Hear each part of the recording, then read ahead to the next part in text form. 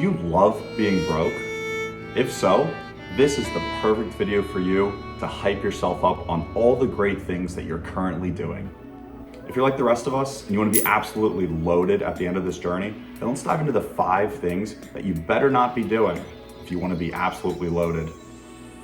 Let's get right into it. Never budgeting. Now I know, budgeting isn't the sexiest thing in the world, but if you're like an ostrich and burying your head in the sand every time you hear the words money, investing, or finance, then you'll have no idea of what money's coming in, what money's going out, and what you have left over to actually be spending to be making sure that you're actually moving in the right direction and building your net worth.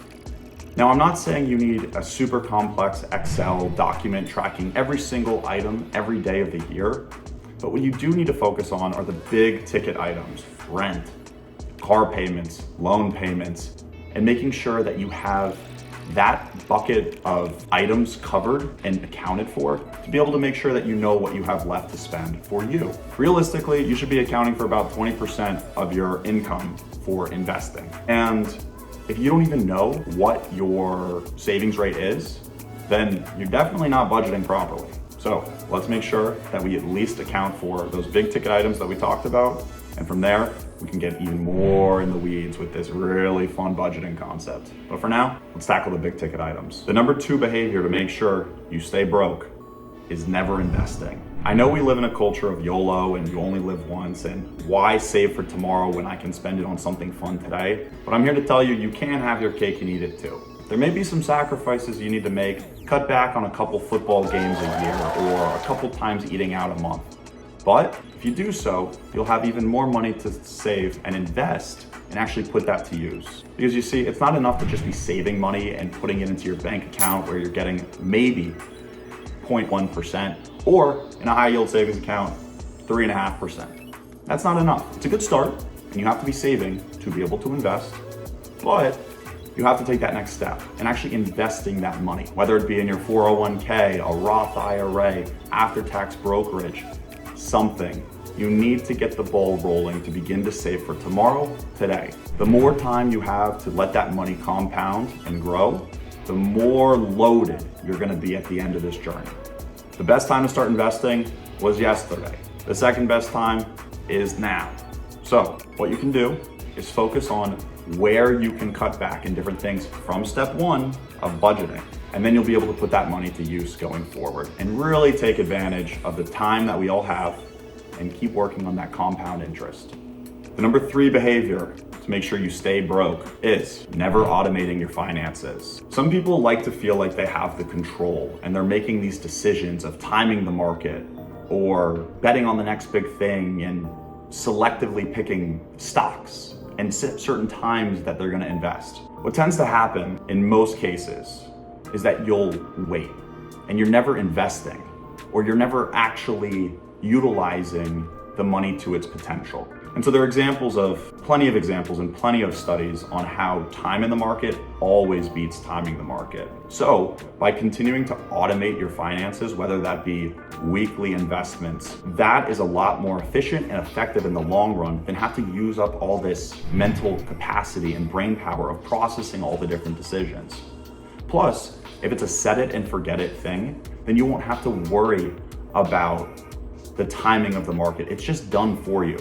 So great ways to be able to automate your finances are in your 401k, making sure that your contributions are set up to set it and forget it. It'll automatically pull from your paycheck each period and make sure that that money is being put to use immediately. Another great thing is in brokerages like Schwab or Vanguard, you can set up the same concept, whether it be in your Roth IRA or your individual after-tax brokerage.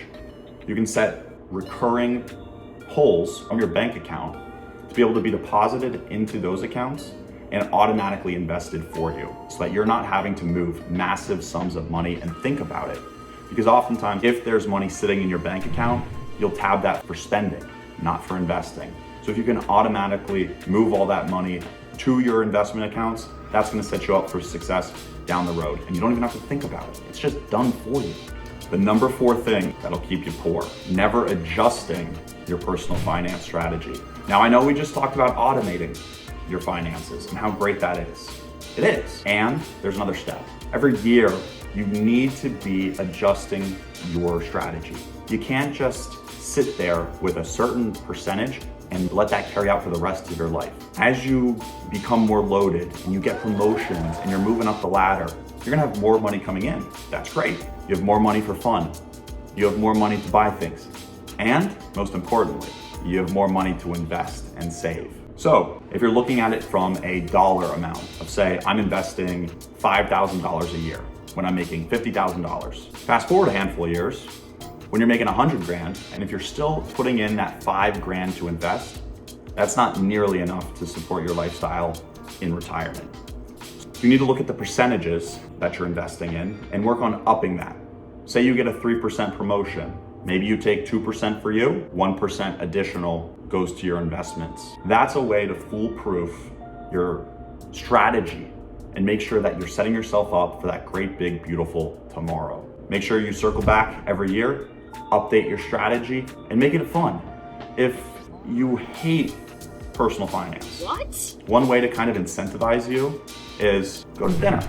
Buy a $15, $20 dinner. Treat yourself and do your finances during it. You'll have a fun occasion and you'll have a great benefit that vastly outweighs that $20 meal. But you better not use it as an excuse to go out to dinner every week and change your strategy, because way too much work and way too much money, and that's definitely a loophole that we're not gonna utilize. Last but not least, the 5th thing that you wanna be doing if you wanna be loaded one day is never checking your net worth. Now, for those of you who may not know exactly what goes into your net worth, it's just your assets minus liabilities, and that results in your net worth.